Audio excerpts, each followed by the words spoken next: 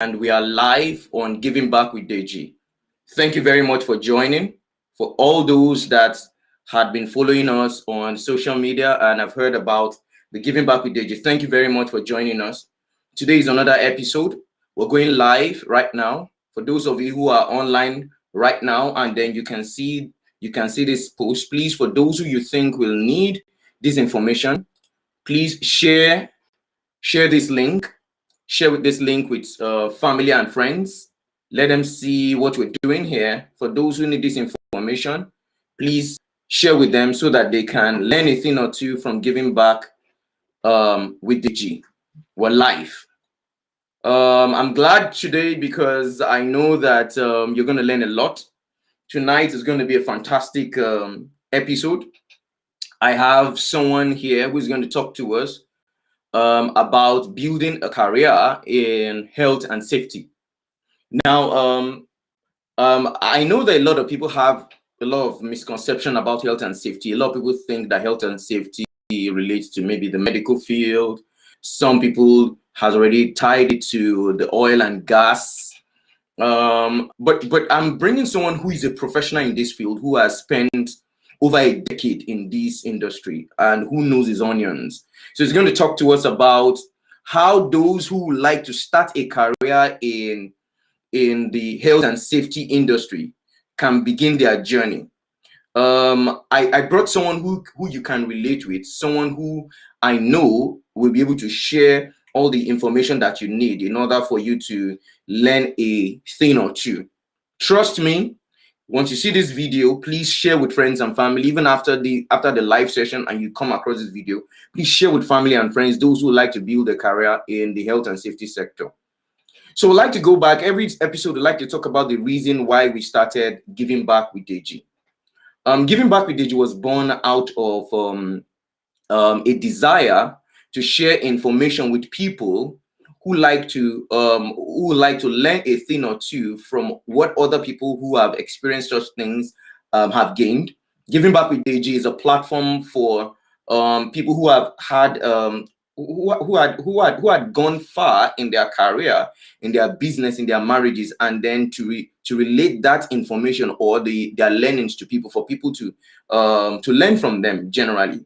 I've had a lot of situations when people meet me and ask a question or two about some area, and I know that there's some of these areas that I have some specialty in, but I feel that the best person that can really speak to people out there will be someone of authority, someone who has authority in that field. And that's why on this platform we've brought people in the educational field, we've brought people in the education field, we've got people from the international education field, we've brought people in the human resources field, we've brought people in various industry. Today I have a seasoned person who will be talking to us about building a career in health and safety. His name is Isaac Ojo Ogwadaegbe. I've known Isaac Ojo Ogwadaegbe right now for over 20 years now, like 20, close to 19, 20 years right now. I've known him. I knew him from the days when he was an undergraduate till presently. So I know how he has navigated, but I will not tell his story. I want you all to hear from him. So Isaac Ojo Ogwadaegbe is a quality health and safety and environment professional, what we know as QHSE, with over 10 years experience actually across the oil and gas industry. He's worked in the oil and gas industry, he's worked in the construction industry, he's worked in the manufacturing industries also, and also he studied industrial chemistry as his first degree. He also holds a number of QHSE qualifications, including NEBOSH. NEBOSH is the National Education Board in occupational safety and health. He has the International Diploma in Occupational Safety and Health. That's with NEBOSH, the NEBOSH diploma. He also, those who are in the HSE field, you know that's a big deal, okay, to have the NEBOSH diploma. I have a NEBOSH International General Certificate, which is a baby to the diploma actually, but he has the diploma. Ojo also is a graduate member of the IOSH.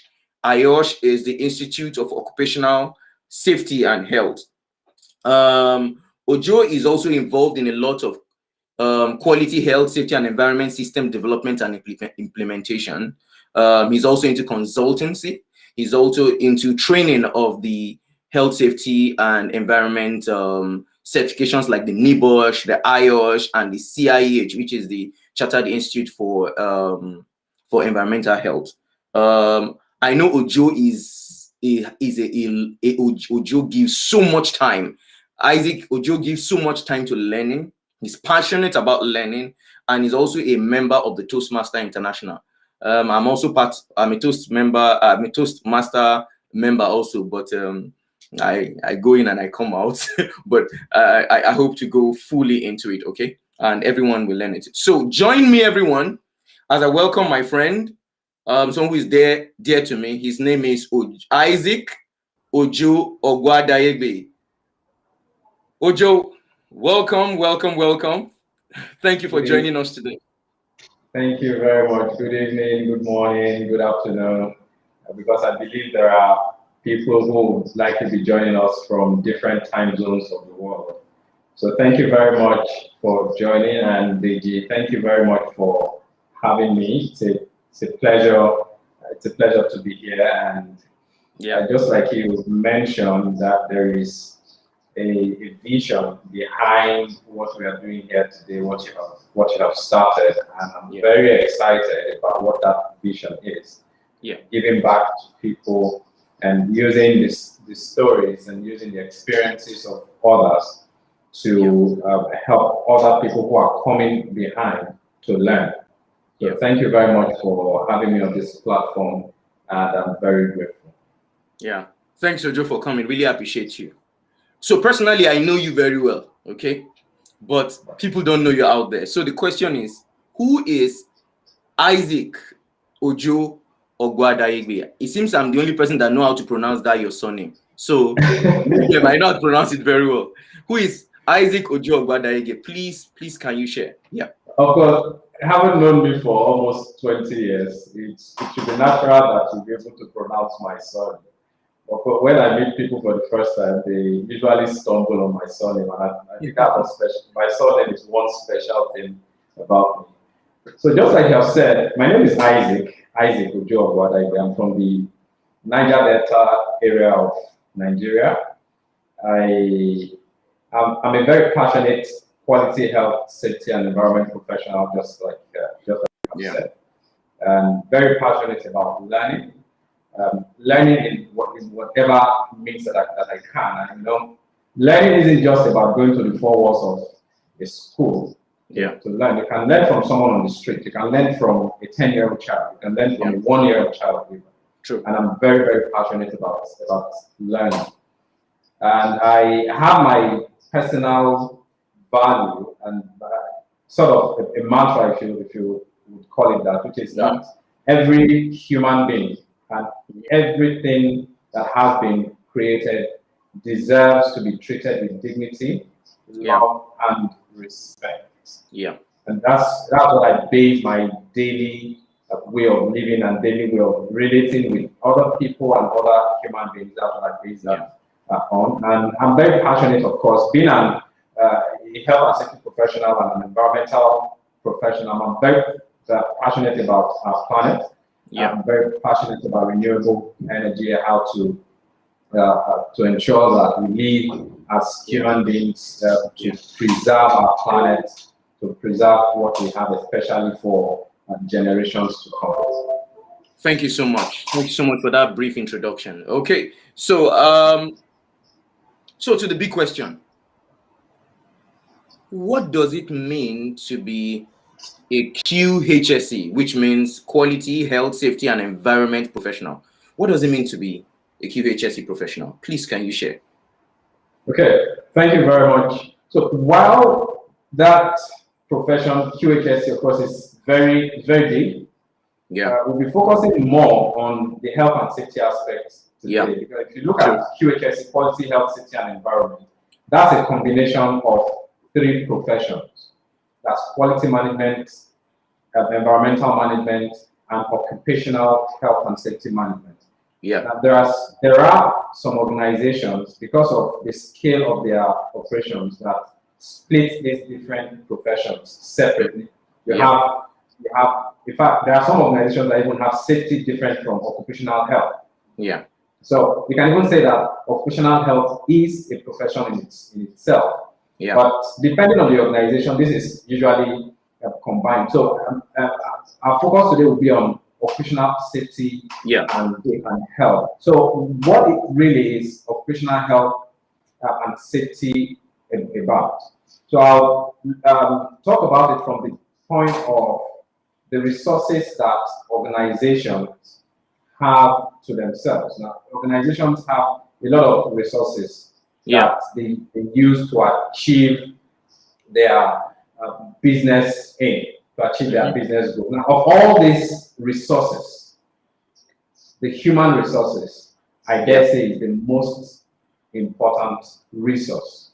Yeah. The human resource is the most important resource. And that's what occupational health and safety focuses on, to prevent any form of loss to the human resource that organizations have. And in that respect of preventing any form of loss, whether it's the loss, whether it's loss through death from accident, injuries from accident, ill health as a result of diseases and agents that workers come into contact with. So the focus of occupational health and safety is to prevent workers, human beings, like I said, the human resource that organizations have, to prevent this human resource from suffering this loss as a result of the work that they do. Now, there is this thing we normally say in occupational health and safety, which is that every worker deserves to come to work safe and return to their home safe the way they came, or even better. Okay. Every human being is from a family. Every human being has a family. So it's either you're a father, you are a mother, you are a brother, you are a sister, you are an uncle, you are an aunt. You have a family. And this family would not want anything bad to happen to you. So if I have to interrupt you, so that means that I heard loss prevention, okay? Right. So HSC, you guys are playing God, trying to protect people, protect life, property. You play God. And what tools do you use to do you use in loss prevention? What are things you look out for in trying to prevent loss in organizations, the human resources or the material resources in an organization? Yeah. Okay. Thank you very much. So while the main focus, of course, is to prevent human loss, that is not all there is to occupational health and safety. That's not the whole story. Now, the beginning point for occupational health and safety, of course, is the human being. But then there's also the extended part of the business of organizations. Now, when you protect the human beings in organizations, in extension, you are also protecting the business. You are protecting the investment. You are protecting the material resources, the buildings, the machines, the equipment that the organization has. So health and safety is also about this. Now, the question you asked about what are the tools that we use. Now, in occupational health and safety, the way health and safety is managed is such that it's managed as a system. So being managed as a system means that there are specific aspects of health and safety that have to be effectively put together and followed through by organizations before you can say, oh, we are managing health and safety. So for example, so let me interrupt you, sorry. Okay. If I allow you, I know you will go on and on because this is an industry you've been in for 10 years plus. So before you lose a lot of us who are novice like me, sorry, I'm not a novice anyway. Well, because you're not a complete novice. I have some certifications in HSC. At least I have the NIBOSH international general certificate. Correct. So the question now is, there are a lot of people out there who know that HSE industry is actually a big deal. We know that a lot of health and safety, there's a need for people in HSE in the manufacturing industry. There's a need of people with HSE certification in the oil and gas. There's a need of people who have HSE certification in the production line and also in the regular day-to-day business. So I know it's a big deal, and a lot of people are trying to find out that, do I need to have a BSc? Is there any undergraduate course that I need to do in order for me to navigate myself? Or would you want to share with us how you navigated? I know that you did not study anything related with HSE, but you had you had some training. So please, can you share with people, those who intend to get into that field in the future, how do they navigate? Straight from school or while they're in school, what do they need to do? Yes. Okay. Thank you very much. So while I'll speak about where we are in Nigeria, I'll also speak internationally. Yeah. We are now in a global village. Yeah. We are in a world now where you're in Nigeria, you're in Kenya, you're in Ghana, and your competitors are in Germany. Yeah. They are in China. They are in the United States.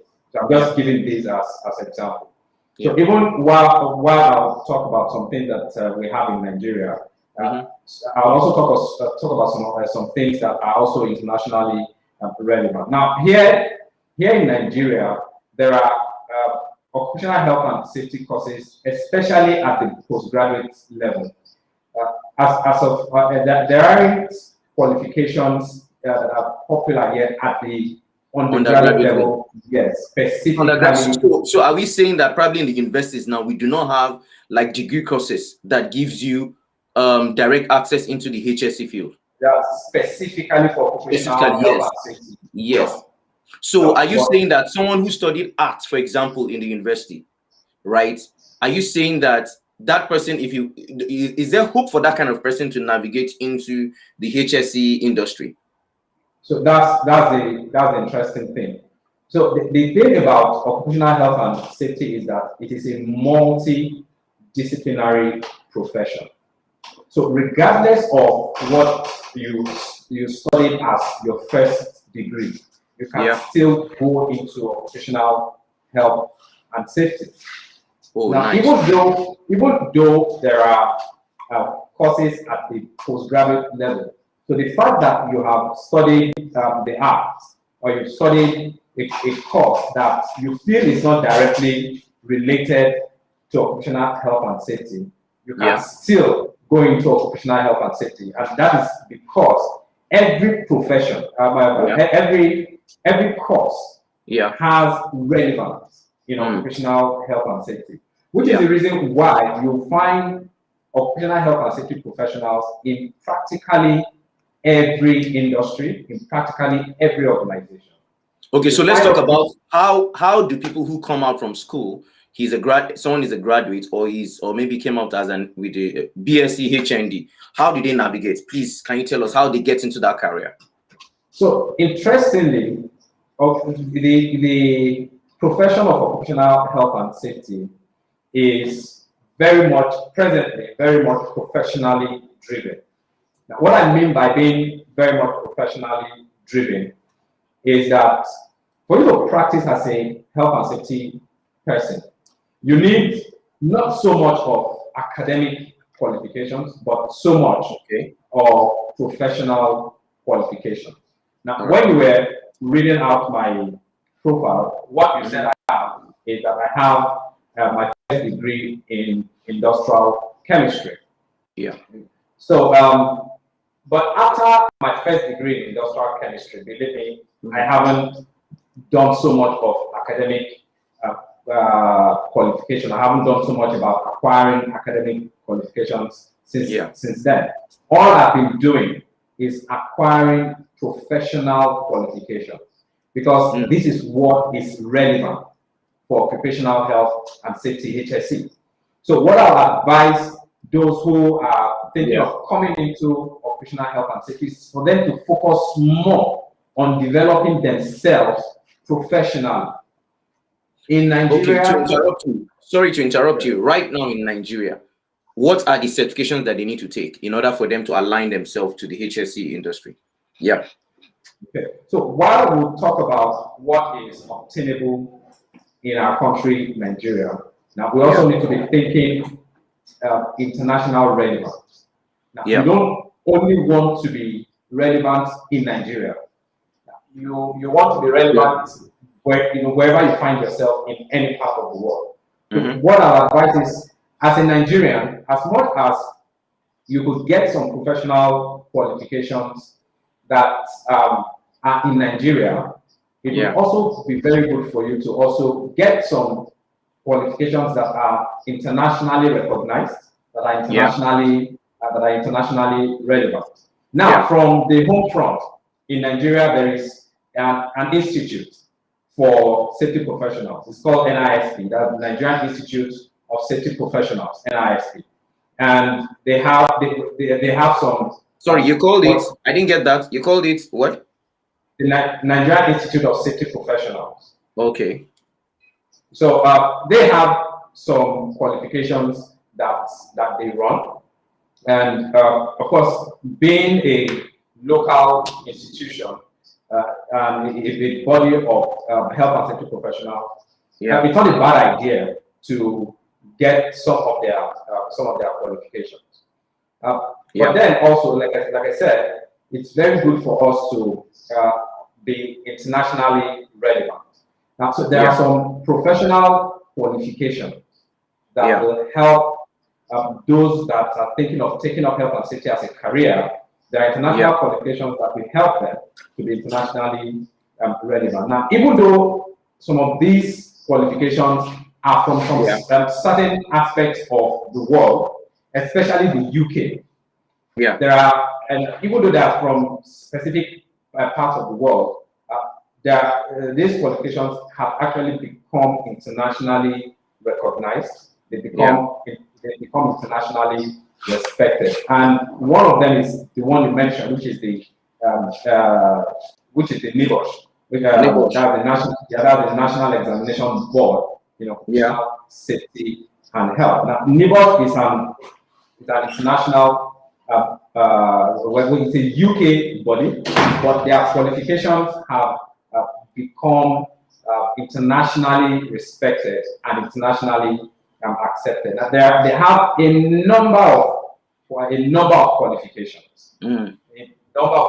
Right from if you're just coming in, and if you have gotten to the top of the ladder of your career. So they have a lot of qualifications, of course, which time will not permit us to go into. Now that's for the UK. In the US, there is also the BCSP, that the Board of Certified BCSP, the Board of Certified Safety Professionals. Okay. So if you find yourself in the US or any of the American countries, countries that are in the continent of America, the BCSP will be relevant for you. BCSP, the Board of Certified Safety Professionals. Okay, BCSP. Yes. Okay. And so, as a safety professional, you can write BCSP exams and become a certified safety professional. That's CSP. Okay. And so with that, you become relevant in a place like America. With NIBOSH, you become relevant in a place like in the United Kingdom. So, in acquiring qualifications such as this will help you not only to be relevant in Nigeria, but for you to be relevant anywhere else you find yourself. And these qualifications that are offered by the NIBOSH, by the BCSP, they are very much accepted in Nigeria, they are accepted in the Middle East, and many other countries of the world. So, okay, so let's start with, I need to confirm, can people take these certifications in Nigeria presently? A very good question. So that's the reason why I was saying that, we are now in a global village, which we've always talked about. So gone are the days where, for example, for you to get a qualification from a health and safety qualification from the UK, you have to travel down to the UK. Gone are those days. Presently, a lot of these qualifications, professional health and safety qualifications, even though they are qualifications that are from bodies in the UK or bodies in the US, you can write them here in Nigeria if you are in Nigeria. Now, there are training organizations that are accredited as training providers by these qualification bodies. And so as accredited training providers, you can write your training here in Nigeria. You can go through your training here in Nigeria. Write your exam here in Nigeria. Get your qualification. Get your certificate. And there is no in Nigeria. And there is no discrimination if you had your training in Nigeria, or you had your training in Dubai, or you had your training in the United Kingdom. It's the same quality of training you get in Nigeria that you will get in the UK, that you will get in Dubai, you will get anywhere else in the world. So here in Nigeria, you can write these courses and get the same qualification as someone in the UK or in the US will get. All right, so let's assume that a young person from school right now graduated and jumps into one of these trainings. He gets one of these trainings and then he's certified. Please, can you speak on job availability in Nigeria for HSE professionals? How is that? How are the openings for jobs in HSE, and how viable is it? Does it look like something that a young person can graduate from school, do the trainings and get certified, and then he's looking for jobs and then he can get jobs? Please share with us. Okay. So I'll start by talking about a global organization that is at the forefront of health and safety. That is the International Labour Organization. The ILO has international conventions and recommendations specifically.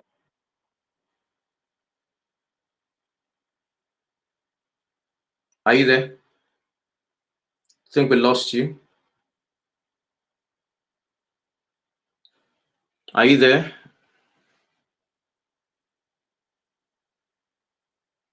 Okay, I think Ojo has some network challenges. I'm getting him back. He's coming back right now. All right, welcome back, Ojo. Can you hear me now? Okay, yes, I can hear you. Yeah, we lost you. You were speaking about the ILO. That's where we heard you last. Yeah. Okay. Sorry about the glitch. Good to know I'm back now. So I was saying that the ILO, which is an organization, it's a United Nations body, and they've been at the forefront of health and safety, occupational health and safety, for over 100 years. And they have conventions and recommendations for health and safety specifically that date back to as far as 1981. Now, why am I saying this? I mean, 1981, we're talking about 40 years ago. Now, why am I saying this? I'm saying this because in Nigeria, as old as health and safety seems to be, talking about other parts of the world, in Nigeria, health and safety is still relatively new. Okay. Now, the fact that it's still relatively new, we don't have a lot of people who are qualified as is needed in the profession yet. So what you're saying now is that demand outweighs supply in Nigeria for HSC professionals. Is that what you're saying? Yes, that is what I'm saying. So what you're saying now is that the HSC industry need more people to be certified and then get jobs. There are a lot of opportunities, but few people to take those opportunities. Is that what you're saying? Absolutely. Wow. Absolutely. Now, that you have to put side by side the number of people. Yeah, even though in Nigeria we have challenges of unemployment, we still have a very huge working class. And this huge working class, people that work in factories, people that work in oil and gas, people that work in construction companies, these people need health and safety professionals to guide them. The organizations that employ them need health and safety professionals to guide them on what they need to do to keep these people safe. Now, for you to be able to guide individuals and guide organizations as a health and safety professional, you need to be qualified. You need to be competent. Now, your competence isn't just, of course, about acquiring health and safety professional qualifications alone. It's also about experience. So, as we have people who are interested in coming into the profession, because the profession isn't saturated yet. I can tell you that health and safety, occupational health and safety as a profession, is one profession that isn't all that saturated yet. So your expertise as a health and safety professional is very much needed. But the question is, do you have the competence? So the competence. So how do people get this competence now? How do people get it? Because right now, I know one of the major things in Nigeria right now is people get qualifications, and a lot of organizations do not want to give them the opportunity to build that competence. Where do they get this competence for? In order for them to fit into that industry. How do they get that competence now? So competence is a combination of the training you have, your education, your experience, the skills you have. That's what, these are the things that make up competence. Okay. Of course, you can get the qualification by enrolling for either a local or an international qualification. You write the exams, you pass, and you get a certificate. But does that mean that you are now competent? No. You now have to match that professional qualification with experience. How do we make ourselves get those experience now? Those guys who have got, how did they get it here?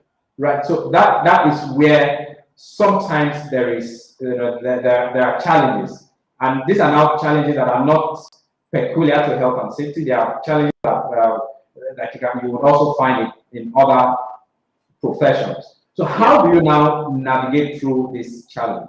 There are many avenues through which you can gain experience. You can gain experience through mentorship. Yeah. You can gain experience through what's it called? You go to an organization and you volunteer yourself through volunteering. Yeah. You can walk up to an organization and you volunteer. I know how difficult it can be to ask someone to volunteer to work without pay. Please let me interrupt you there, please, Ojo. Right. So sorry, I'm going to go personal right now. Okay. I know a lot of people do not know this part. I know there was a time when you were in your career and you actually volunteered. So you're not telling people what you have not done. You volunteered and you were working as an HSC professional in an organization. I'm not going to call the organization. And you were there for some years as a volunteering staff in order to gain this experience. And please, can you share the challenges for volunteering, what people need to be psychologically prepared for if they need to volunteer? Yeah. Okay, of course, when you're volunteering or you're an intern, the number one challenge is that of finance, because you need money to transport yourself. Maybe you're as a fresh graduate out of school, you need money to transport yourself from home to work. And if you're volunteering and the organization isn't giving you anything, that is your number one challenge. And if you're not the kind of person who is very passionate, you could just easily lose encouragement and then you drop out. Yeah. But that is where passion comes in. Now in this profession, we preach passion a lot, because when you are faced with the challenges of being an intern or the challenges of volunteering, it is the passion that will keep your passion. That is what will keep you going. And going back to what you mentioned about me, Deji, you're very correct. There was a time in my profession when I was an intern. As a matter of fact, I discovered health and safety after I had worked for about 2 years in another field, in another profession. So basically what you're saying also is that people can change their line of career and start the HSC, and it's not too late. Absolutely. Yeah. I had worked for about 2 years being a business development person when I discovered health and safety, and I knew straight away that that was what I needed to do. And I left the business development work I was doing to become an intern. Of course, at that time, I met with people who were willing to help me as mentors, and they helped me. I went through mentorship. They taught me. I went through internship. At some point, like you said, I volunteered, and I faced the challenges of volunteering, the challenges of sometimes some family members, friends, close relatives not understanding your passion, and that was one thing I faced. And of course, we wouldn't blame them. They were not the ones that had the level of passion that I had at that time, which of course I still have. Yeah. Now, I knew it was health and safety I wanted, and so with that passion, I kept volunteering, and I was an intern. And because I knew there was a lot for me to learn at that organization, as an intern and as a volunteer. And that was what kept me going, even with the challenges that I was facing with discouragement from close family members that were wondering why I kept doing what I was doing, even when I wasn't getting paid. But of course, eventually that paid off. I learned as much as I was supposed to learn, and in that organization, there were many opportunities that eventually came out for me. I took advantage of those opportunities, and that helped me to shape myself into the very well-rounded health and safety professional that I am today. So for those who are listening, who are watching, who want to come into health and safety as a professional, maybe you've probably gotten the qualifications, or you're thinking of getting the qualification, and then you're thinking of, okay, so how do I get experience? Now, there are some persons that get employment immediately after getting, for example, in Labor's IGC. Yeah. There are some persons like that. There are persons who are that fortunate. If you are that person, good for you. Now, there are some other persons that might not be that fortunate. Now, for such persons, they might need to take the route of internship. Yeah. They might need to take the route of volunteer work. You might go on internship where you'll not be paid.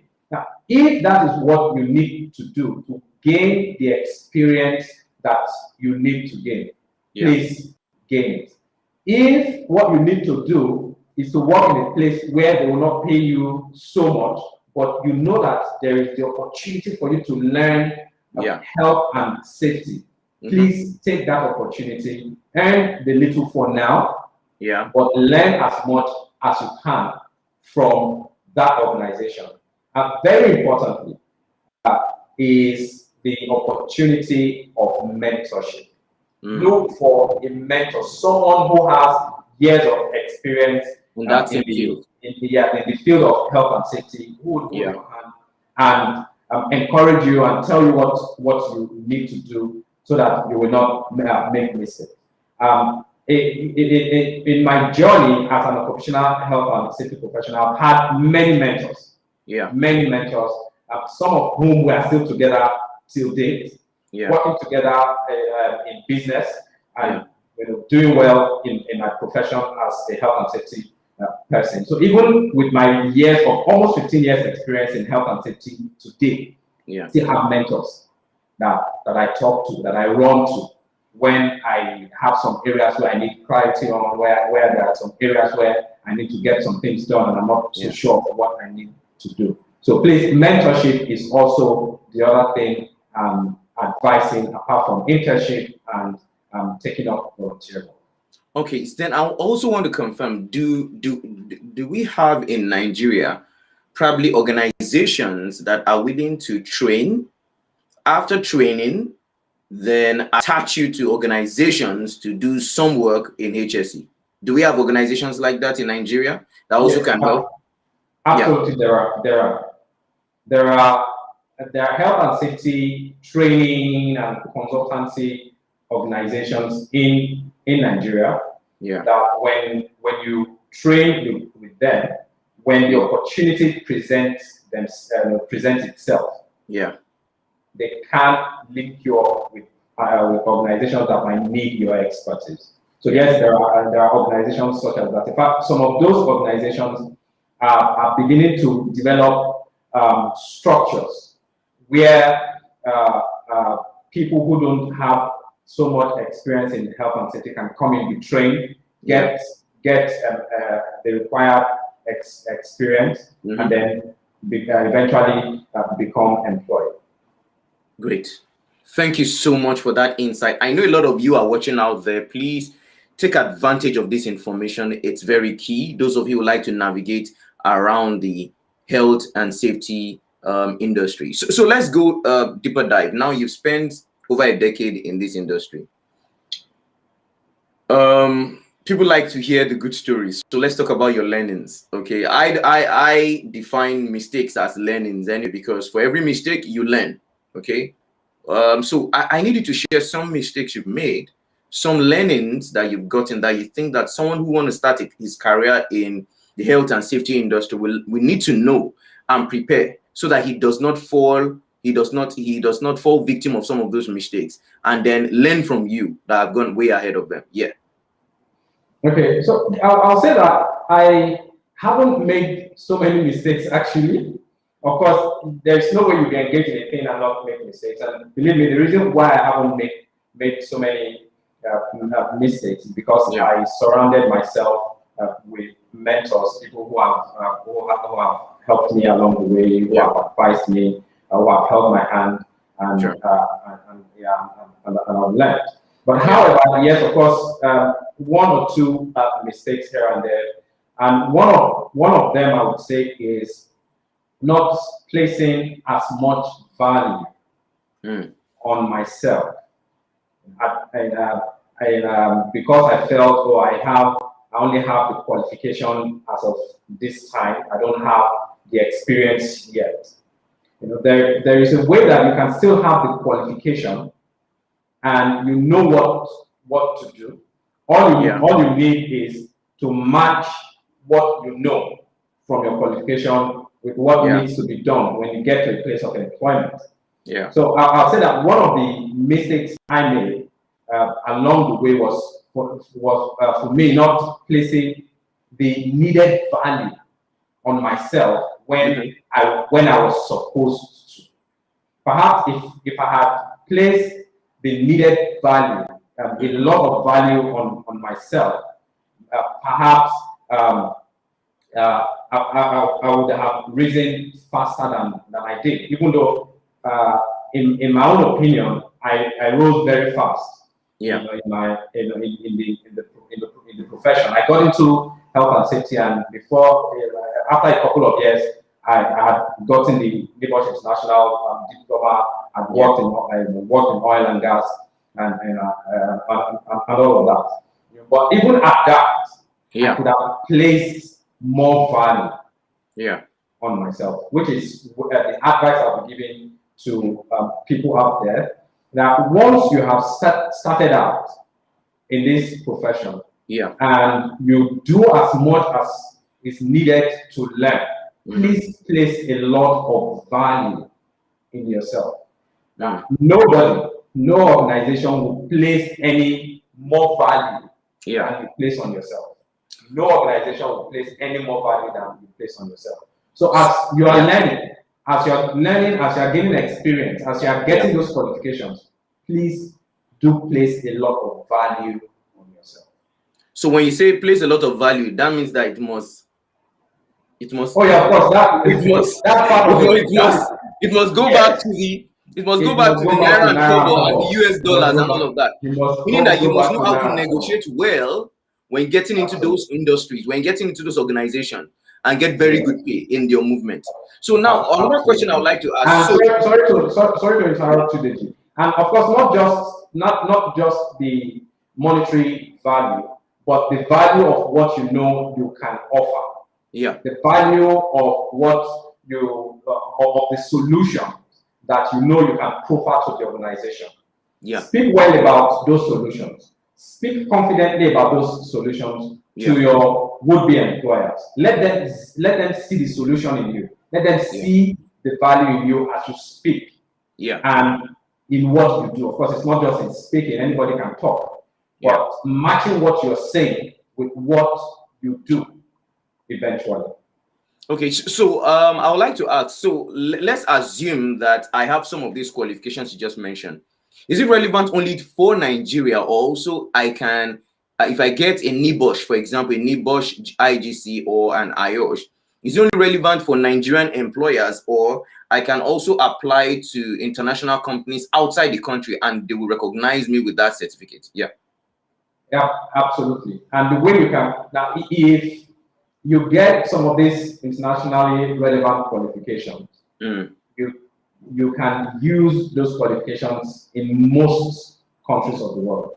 And how can you test this? You can test this by going to some international recruitment agencies and just type in health and safety and see the qualifications that they are asking for. Yeah. Apart from the experience, of course, that you need to present, but what qualifications are they asking for? They'll be asking you for a membership of professional organization. Now, if they don't ask you first for a membership of Institution of Occupational Safety and Health, that is IOSH, if they don't ask you for that, they'll probably ask you for membership of IRS, and that's International Institute of Risk and Safety Management. Yeah. So when it comes to membership of professional organizations, these are the membership that organizations ask for. And then when it comes to qualifications, international organizations will be asking you for qualifications such as NIBOSH IGC, NIBOSH diploma, of course, depending on the level of employment. Mm-hmm. So they'll be asking you for NIBOSH IGC, that's International General Certificate, NIBOSH diploma, IOSH managing safely, IOSH working safely. Now, these are internationally recognized and relevant qualifications and membership that I know that organizations, international organizations, normally request for. And like I said, you can test this yourself by going to international recruitment agencies and typing in health and safety and see what these organizations are requesting for health and safety professionals to come in with. Okay, so please, I know this time I might need you to point people in the exact direction. So a lot of people will, someone who is watching this video and is a young guy who just, or a young lady who just wants to start her career, she's asking, where can I get this training? Please, can you just share some bodies or some companies that you know, even if it's one that you know, that people can go to and take this and register probably for those trainings. And please, you need to also share if some of these training fees are not cut through so that they don't run away. Yeah. Okay. Okay. So somehow in our discussion we've been trying to avoid mentioning names of organizations, but that's fine. Now, presently, I work as a consultant with a renowned health and safety consulting firm here in Lagos, and the firm has business centers across Nigeria, even in the UK. The company has business presence in the UK, in the US, and that company is Hybrid Group. Yeah. But if you want to get more information about Hybrid Group and the training, the qualifications, international training and qualifications that Hybrid Group offers, you can get my contact through Deji. He'll give you my contact. You can contact me and we can discuss after this session. And then as for the costs, the prices. So I'll honestly say that there are some that are cutthroat. Yeah. And there are those that are not. It depends on the level that you're coming in from. Of course, you don't expect for someone who is just getting into health and safety to come in from the top. You have to come in from the bottom. So there are still some affordable ones at the bottom. Yes, at the bottom there are highly affordable qualifications. Highly affordable qualifications that are very recognized, that those coming into the profession can take advantage of, can get at the beginning as they come in, and as they work their way up and they get the experience and they have the resources to do the more expensive ones, then you can now go into those expensive ones. Okay, so I know after this video, people will want to find out, please, how can they reach you? Please, can you share some of your platforms that people can reach you? Please, not your phone number, please. Share probably your social media platform where people can reach out if they need information to help them, or just send them, point them in the right direction on what to do in order for them to get these qualifications. Yeah. Okay, so I'm not big on social media, but I'm very active on LinkedIn. Okay. So you can just search for me, Isaac Ojo Obuadaigbe, on LinkedIn. Let me put out your name so people can see, so they don't spell the wrong. Yes. So this is the name, right? Yes, this is the name, Isaac Ojo Obuadaigbe. Yeah. I'm very active on LinkedIn. So if you send me a message on LinkedIn, or if you request for a connection on LinkedIn, you can even send a message while you're requesting for connection on LinkedIn, and we can take our conversation from there. I write articles, I start conversations on LinkedIn. So if you send me a message on LinkedIn, I'll definitely not miss it. Oh, Isaac Ojo, thank you so much. Thank you so much for this session. I know that a lot of people out there, and they are happy that have had this information and are happy that they got this information, because when it comes to HSC, there are a lot of information that are just scattered out there. People don't even have the formed information that they can follow through. Thank you for making it very easy and simple for everyone to understand, and thank you for honoring the invite to come join us at Giving Back with Deji. Thank you so much. Thank you very much. And I know from time to time we might need to call you back if we need you to jump on some topics that people would need to learn from. Right. Of course. One more question before you go. What will you advise a younger Isaac Ojo Obuadaigbe? Sorry, I think we lost. I just lost power. Well, okay. Just give me a moment, and I'll get an alternative. Yeah. Yes. Sorry. Good. Okay. So what advice will you give a younger Isaac Ojo Obuadaigbe who wants to start up a career in the health and safety industry? Okay, so in 1 minute. Yeah, so in 1 minute, the advice that I'll give a younger Isaac Ojo Obuadaigbe is what I talked about earlier, which is the part of value. And, I'll tell a younger Isaac to value himself more, to believe more in himself. Yeah. Because the things that I can do, the things I'm capable of, seem to have been more apparent to me recently. And so I would have told a younger Isaac Ojo to be more of a believer of himself and value himself. There is no amount of believing that other people would have in you that will amount to anything if you don't believe in yourself. Believing in yourself, believing that you can achieve that which you set your heart to, and be willing to make mistakes. Of course, you're not set out to make mistakes. Obviously, nobody sets out to make mistakes, but be willing to learn from mistakes. Mistakes of success. Show me a successful man who has never made mistakes, and a man hasn't truly been successful. So in as much as we work not to fail, but failure is part of success. When it does happen, and I can guarantee you that it will happen. Failure. So when it does, take the lesson from the failure, but don't define yourself by the failure. Take the lesson from the failure. Push harder, believing that you can be better. Continue to believe until you are able to achieve that which you set out for yourself. Thank you very much. Ojo, thank you so much. I know what you just said right now is a summary. People will not understand. Some might interpret as motivational speaking. They don't know you've just given them a summary of your life and the things you have learned in just believing in yourself. They will not understand it. because I know that if you do not put value on yourself, no one will value you. The value you place on yourself is contagious. People can see it. The everyday life you live, people can see that you put value on yourself, and it shows in the self-confidence you carry in trying to do anything. Thank you so much, Ojo, for sharing with us. And It's thank been you a so much pleasure. for giving back on this platform, giving back with Deji. Thank you It's so been much my for pleasure. honoring our invite.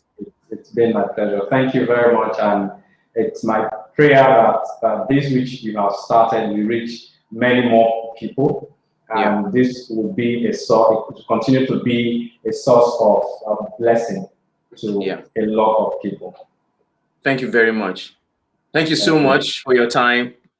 All right, everyone, thank you so much for staying with us. It's been 55 minutes of rigorous discussion on how you can navigate or build a career in health, safety industry. I remain Deji Ogumola, and I will continue to bring in quality people who will add value to you. Trust me, I do not joke or I am not mising words. This search for more people who will bring value to the table that you will need, I will continue to bring here. Giving back with Deji's platform is going to keep increasing in its content. Please stay glued. This is our episode 6. Next week by Saturday, 7 p.m., we'll be here again with another guest who will be talking on another industry and how you can get, and he's going to talk about all the information you need to become better. Thank you very much for joining us, and have a great week ahead. Bye.